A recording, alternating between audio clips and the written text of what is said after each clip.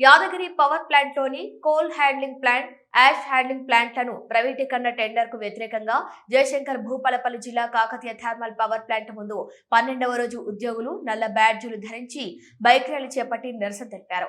విద్యుత్ సంస్థలో కీలకమైన ఆపరేషన్ విభాగాలను ప్రైవేటీకరించడం వలన ఉద్యోగ భద్రత దెబ్బతినటమే కాకుండా పని భారం అసమానంగా పెరగటం, అనుభవజ్ఞులైన సిబ్బందిని పక్కన పెట్టడం, భద్రతా ప్రమాణాలు దెబ్బతిన్న ప్రమాదం ఉందన్నారు. వెంటనే ప్రభుత్వాన్ని మరియు సంబంధిత యాజమాన్యం టెండర్ ప్రక్రియను వెంటనే ఉపసంహరించుకోవాలని డిమాండ్ చేశారు.